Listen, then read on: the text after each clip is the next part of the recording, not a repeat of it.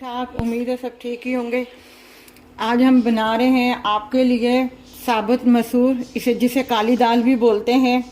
ये हमने ली है 1 प्याली और ये हाफ़ टी स्पून हल्दी है, 1 टीस्पून अपना लाल मिर्ची पाउडर है, हाफ़ टी स्पून ये पिसा हुआ धनिया पाउडर है और ये लहसुन अदरक का पेस्ट है। अब हम आपको बताते हैं कि ये किस 1 प्याली दाल जो है हमने प्रेशर कुकर में डाल दी है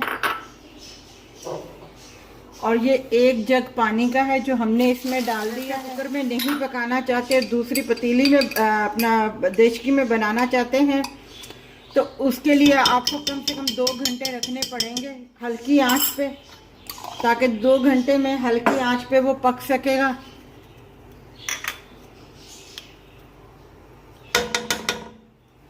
के लिए रख देते हैं।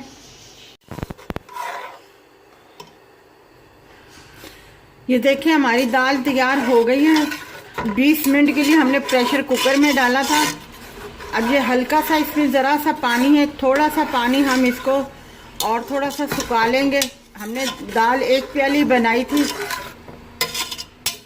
फिर आपसे मैं कह रही हूँ कि अगर आप प्रेशर कुकर में नहीं बनाएंगे और अगर देचकी में बनाएंगे तो उसको 2 घंटे के लिए हल्की आंच पे रख दें और फिर उसमें घुटावा सा लगाएं तो दाल ये नरम हो जाएगी, बिल्कुल अपना घुल जाएगी बिल्कुल। दाल के लिए हमने 2 लहसुन जो लिए, 4 ये साबुत मिर्चें गोल वाली और हाफ़ टी स्पून से भी कम ये सफ़ेद ज़ीरा हमने लिया है और इसमें ऑयल बिल्कुल कम लगता है।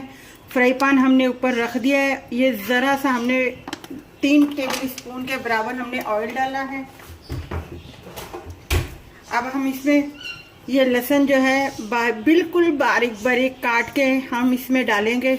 ये इसका तड़का है। प्रेशर कुकर में पकाई थी गलाने के लिए ताकि अच्छी तरह गल जाए। अब हमने इसको छोटी देचकी में ट्रांसफ़र कर दिया है और जो पानी मैंने प्रेशर कुकर में डाला था उतना पानी अगर आप देचकी में बनाओ तो उतना नहीं डालना, उससे डबल डालना है पानी और उसे 2 घंटे के लिए रखना है हल्की आंच पे पकने के लिए।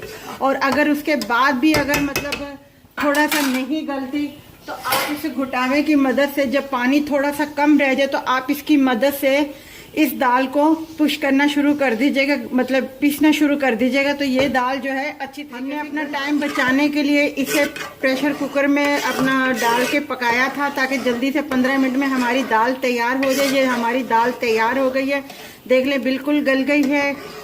और अपना इसको तड़के वाले चावल के साथ, पराठों के साथ जो है सर्व कर सकते हैं आप।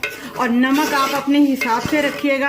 हमारा हो गया है तैयार। अब हम इसमें डालेंगे आराम से।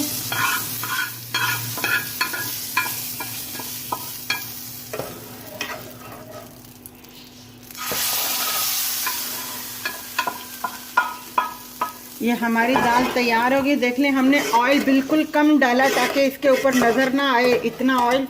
अब हम इसमें हरा धनिया डाल देंगे। अब हम इसे डिश आउट करके आपको ये देखें हमारी दाल तैयार है। आप इसे ज़रूर बनाइएगा पराठे के साथ, तड़के वाले चावल के साथ या उबले हुए चावल के साथ, बहुत अच्छी लगेगी। प्लीज़ आप ट्राई ज़रूर कीजिएगा। हमारे चैनल को सब्सक्राइब कीजिएगा, लाइक कीजिएगा, शेयर कीजिएगा और अपना ख्याल रखिएगा। अल्लाह हाफ़िज़।